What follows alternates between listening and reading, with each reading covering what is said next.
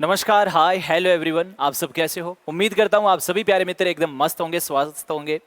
प्यारे दोस्तों, आप सभी का स्वागत है विकास कटारिया एजुकेशन में। मैं विकास कटारिया एक बार फिर से लेकर के आ गया हूँ आपके लिए बहुत ही कमाल के क्वेश्चन सीरीज, एकदम बूस्टर डोज के रूप में, है ना। आप सभी को पता है कि भैया दिल्ली में 9 बजे विकास कटारिया एजुकेशन पर एक वीडियो अपलोड करता हूँ सुबह, जो कि किसकी होती है, एक बूस्टर डोज होती है, जो आपके लिए काफी इंपॉर्टेंट क्लास होती है, आपके एग्जाम के पॉइंट ऑफ व्यू से काफी इंपॉर्टेंट क्लास बन जाती है। ठीक है, इसी प्रकार से शाम 9 बजे यहाँ पे लाइव क्लास ली जाती है, जिसके अंदर फिजिक्स, केमिस्ट्री और बायोलॉजी के क्वेश्चंस यहाँ पे देखे जाते हैं, जो एकदम आपके एग्जाम के लेवल के होते हैं। यस और नो? मैं उम्मीद करता हूँ कि आप दोनों क्लासों के अंदर आप कंटिन्यू बने हुए हैं। जो नहीं बना हुआ है भैया, आज से ही जुड़ जाइए, क्योंकि आपकी एग्जाम के क्वेश्चन सीरीज यहाँ पे चल रही है। ठीक है, तो चलो आज की क्वेश्चन सीरीज शुरू कर लेते हैं, जिसमें हम देखने वाले हैं टॉप 10 क्वेश्चंस। आप जरूर ये बताना कि आपका कितना क्वेश्चन इस क्वेश्चन सीरीज के अंदर ठीक हुआ। यस और नो? कमेंट बॉक्स में जरूर पिन करना, साथ में ये भी बताना क्वेश्चन सीरीज और क्वेश्चन कैसे किस प्रकार से आपको लगे। ठीक है, चलो शुरुआत कर लेते हैं। सो प्यारे दोस्तों, यहाँ पे पहला क्वेश्चन जो अपना बन जाता है, फर्स्ट क्वेश्चन अपना कि निम्नलिखित में से कौन सी गैस पौधा हरित गृह प्रभाव के लिए उत्तरदायी है। यानी ग्रीन हाउस गैसेज के अंदर पूछा है कि भैया कौन सी गैस ऐसी है जो ग्रीन हाउस गैस उत्पन्न करती है, ग्रीन हाउस गैस इफेक्ट उत्पन्न करती है, बताओ कौन सी गैस है। और ये क्वेश्चन बहुत ज्यादा पूछा जाता है, जैसे ये रीट 2012 का क्वेश्चन है, इंपोर्टेंट बन जाता है। ऑप्शन नंबर ए है CO2, ऑप्शन बी है यहाँ पे CO, या फिर ऑप्शन नंबर बी है सी है यहाँ पे O2, यानी ऑप्शन नंबर डी है यहाँ पे NO2। देखो CO यहाँ पे कार्बन मोनोऑक्साइड है, ठीक है, कार्बन और ऑक्सीजन यानी कार्बन मोनोऑक्साइड है, इसको CO मत समझ लेना। क्लियर? हाँ, तो राइट आंसर जिस भी बंधु का जवाब ऑप्शन नंबर ए है यानी CO2 है, बिल्कुल सही जवाब है। कार्बन डाइऑक्साइड जो गैस होती है ना भैया, वो ग्रीन हाउस गैसेज गैस में सबसे सर्वोपरि होती है, यानी लगभग 55% तक जो ग्रीन हाउस गैस के अंदर भागीदारी निभाने वाली गैस है ना, CO2 गैस होती है। क्लियर है मेरी बात? इसी के साथ में और भी गैसें होती हैं, जैसे CFC क्लोरोफ्लोरोकार्बन हो गई, है ना। इसी प्रकार से यहाँ पे मेथेन गैस हो गई, इसी प्रकार से यहाँ पे नाइट्रोजन के ऑक्साइड यानी नाइट्रस ऑक्साइड हो गई, हेलोकार्बन्स हो गए जैसे क्लोरोफ्लोरोब्रोमो, इस प्रकार से। तो ये सभी गैसेज क्या होती हैं भैया, ग्रीन हाउस गैस इफेक्ट उत्पन्न करती हैं। क्लियर है? चलो नेक्स्ट क्वेश्चन का जवाब दे दीजिए। क्वेश्चन यहाँ पे सेकंड आ चुका है कि फिल्म एवं नाटक के मंच पर, फिल्म एवं नाटक के मंच पर कृत्रिम धुआं अथवा बादल दर्शाने के लिए निम्नांकित में से किसका उपयोग किया जाता है। ये भी क्वेश्चन रीट 2012 का है, और ऑप्शन नंबर ए है यहाँ पे ऑक्सीजन द्रव्य ऑक्सीजन, ऑप्शन बी है यहाँ पे द्रव्य हाइड्रोजन, ऑप्शन सी है यहाँ पे द्रव्य कार्बन डाइऑक्साइड, या फिर ऑप्शन नंबर डी है यहाँ पे द्रव्य नाइट्रोजन। राइट आंसर क्या चला जाएगा? जिस भी बंधु का जवाब ऑप्शन नंबर डी है, बिल्कुल सही जवाब है, यानी द्रव्य नाइट्रोजन राइट आंसर चला जाएगा। क्लियर है? ठीक है, देख लेना भैया। दूसरा क्वेश्चन है जो कि रीट 2012 के अंदर आ चुका है। नेक्स्ट क्वेश्चन देखिए, क्वेश्चन नंबर थर्ड है कि निम्नांकित में से कौन सा उत्पाद सड़क बनाने के काम में लिया जाता है। ऑप्शन नंबर ए है कॉक, ऑप्शन बी है बिटुमनी, या फिर ऑप्शन नंबर सी है यहाँ पे पैराफिन, या फिर ऑप्शन नंबर डी है यहाँ पे नेफ्थलीन। राइट आंसर क्या हो जाएगा? देखो ये क्वेश्चन भी यहाँ पे रीट 2012 के अंदर। और एक बात और बता दूं, ये सारे जितने भी क्वेश्चंस आ रहे हैं ना रीट 2012 के अंदर, एक ही चैप्टर में से आ रहे हैं, और वो चैप्टर आपका रासायनिक पदार्थ वाला। ठीक है, तो कुछ कुछ टॉपिक, जैसे कि मैंने पहले वाले टॉपिक में भी बताया, ऐसे टॉपिक होते हैं जहां से अक्सर एक नहीं बल्कि 3-3, 4-4 क्वेश्चन आ जाते हैं, इसलिए इस प्रकार के क्वेश्चन की प्रैक्टिस हमारे को बहुत जरूरी हो जाती है। यस और नो? ठीक है, तो यहां पे राइट आंसर क्या हो जाएगा? क्वेश्चन पूछा है कि सड़क बनाने के लिए कौन सा कोयला काम में लिया जाता है। एक तरह से ये देखो, कोयला नहीं बोल रखा है, किसका उपयोग किया जाता है, तो आप सभी को पता है ऑप्शन नंबर बी यानी बिटुमिन, जिसे क्या बोलते हैं, एस्फॉल्ट। किस काम में आता है? सड़क बनाने के काम में आता है, और आप सभी को पता है भारत के अंदर सबसे ज्यादा पाए जाने वाला कोयला होता है। नेक्स्ट क्वेश्चन देखिए, क्वेश्चन नंबर यहाँ पे आ जाता है 4, निम्नांकित में से कौन सी धातु कमरे के तापमान पर द्रव अवस्था में पाई जाती है। और ये देखो यहाँ पे रीट 2012 है, 4 क्वेश्चन बैक टू बैक एक ही साल के अंदर एक ही चैप्टर में से आ चुके हैं, और एकदम नॉर्मल क्वेश्चन, प्यारे से स्टैंडर्ड क्वेश्चन बने हैं। ऑप्शन नंबर ए है सोडियम, ऑप्शन बी है यहाँ पे मरकरी, या फिर ऑप्शन नंबर सी है सल्फर, या फिर ऑप्शन नंबर डी है यहाँ पे थोरियम। क्वेश्चन ने क्या पूछा है? क्वेश्चन पूछ रहा है कि भैया कौन सी धातु है जो कमरे के तापमान पर द्रव अवस्था के अंदर पाई जाती है। राइट आंसर क्या हो जाएगा? सभी को पता है, ये राइट आंसर चला जाएगा ऑप्शन नंबर बी यानी मरकरी। अब मेरी बात सुन लो, 2-3 बातें और ले लो यहाँ से। ये तो हो गई भैया धातु जो कि कमरे के तापमान पर द्रव अवस्था में पाई जाती है, मरकरी यानी कि Hg। क्लियर है? इसी प्रकार का क्वेश्चन आपको यह बोलेगा कि कौन सी द्रव्य अधातु है, अधातु पूछ ले, और वो भी किस हाल में पूछेगा? द्रव के अंदर, तब क्या चला जाएगा भैया, Br यानी ब्रोमीन राइट आंसर चला जाएगा। इसी प्रकार का एक क्वेश्चन और पूछा जाता है, ये तो द्रव धातु और धातु हो गई।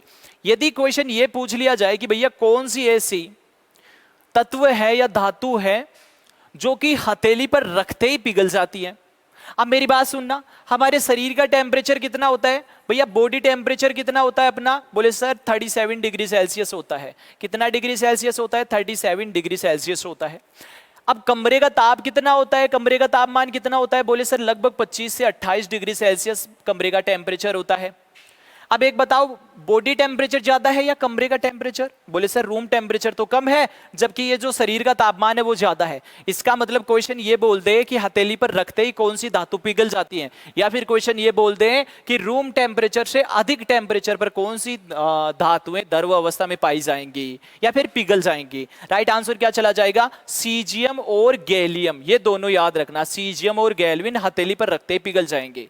नेक्स्ट देखिए, क्वेश्चन नंबर यहाँ पे 5 आ जाता है कि भैया धातुओं की वेल्डिंग के लिए निम्न में से किन गैसों के मिश्रण का उपयोग किया जाता है। रीड 2011 का ये क्वेश्चन है। क्वेश्चन पूछा है कि धातुओं की वेल्डिंग के लिए, और ये भी उसी रासायनिक पदार्थ का क्वेश्चन पूछा गया है, ठीक है, उसी चैप्टर में से। वेल्डिंग के लिए बताओ कौन सा मिश्रण उपयोग में लिया जाता है, ऑक्सीजन हाइड्रोजन का, या फिर ऑप्शन बी है ऑक्सीजन प्लस कार्बन डाइऑक्साइड का, या फिर ऑप्शन नंबर बी है यहाँ पे ऑक्सीजन प्लस मेथेन का, या फिर ऑप्शन नंबर सी है यहाँ पे ऑक्सीजन प्लस एसिटिलीन का।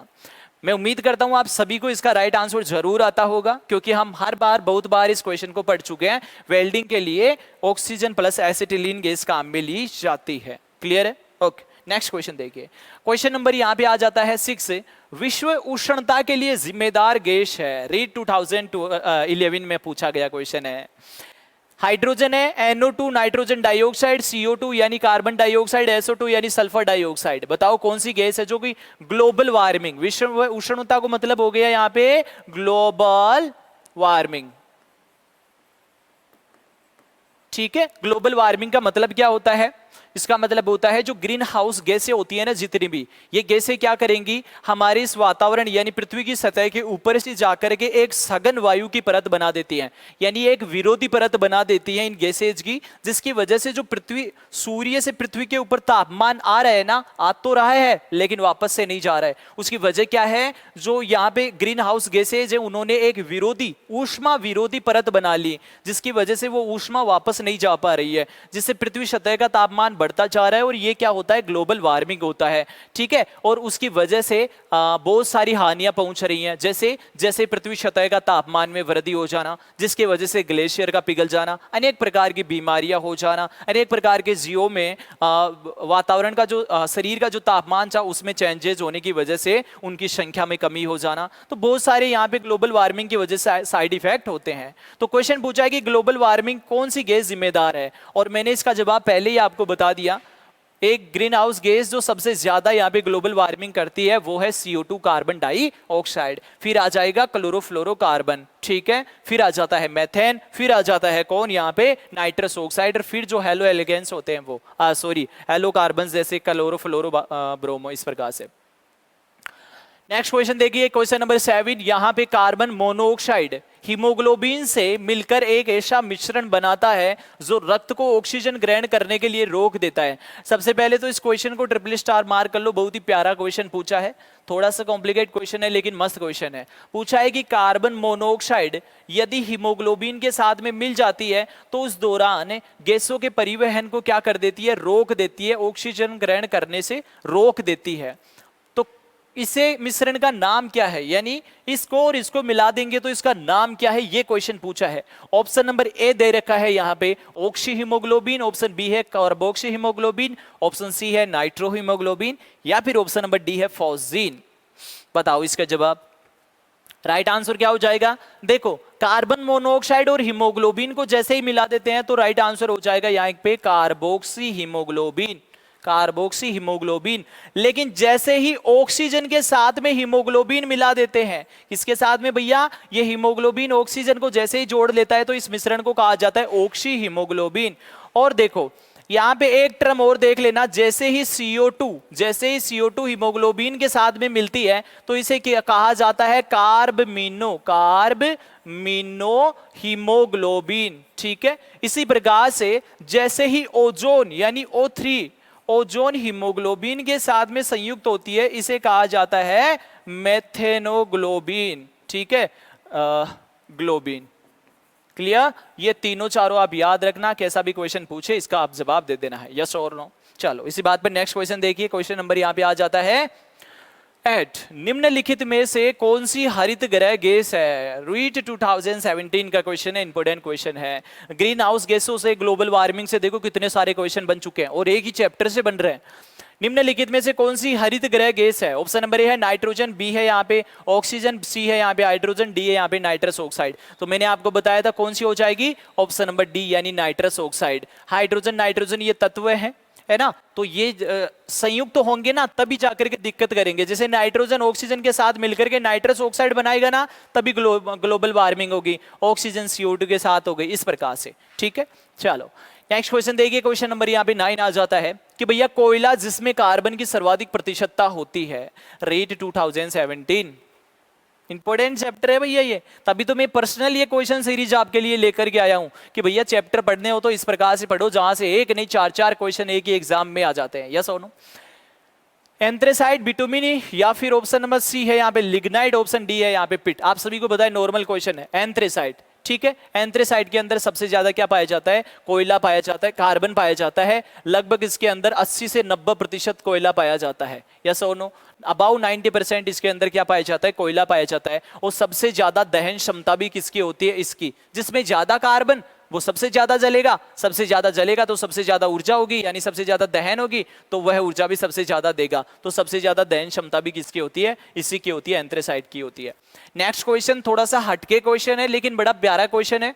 नो क्वेश्चन के जवाब देने के बाद में थोड़ा सा एक डिफरेंट क्वेश्चन में लेकर के आया हूं, देखिए इसका जवाब कौन दे देता है। क्वेश्चन पढ़िए, क्वेश्चन बोल रहा है कि भैया विज्ञान का अर्थ केवल मात्र परख नली तथा कुछ बड़ा या छोटा बनाने के लिए इसको या उसको मिलाना ही नहीं है, अपितु वैज्ञानिक विधि के अनुसार मस्तिष्क को प्रशिक्षण देना ही विज्ञान है। यह किसका कथन है भैया, विज्ञान का अर्थ केवल मात्र परख नली तथा कुछ बड़ा या छोटा बनाने के लिए इसको या उसको मिलाना ही नहीं, अपितु वैज्ञानिक विधि के अनुसार मस्तिष्क को प्रशिक्षण देना ही क्या है, विज्ञान है। यह बात किसने कही भैया, यूटेट के अंदर क्वेश्चन पूछा गया है। ऑप्शन नंबर ए है कोनांट, ऑप्शन बी है यहाँ पे बी कार्ल पीपर, या फिर ऑप्शन नंबर सी है जवाहरलाल नेहरू, या फिर ऑप्शन नंबर डी है सुनील दयाल।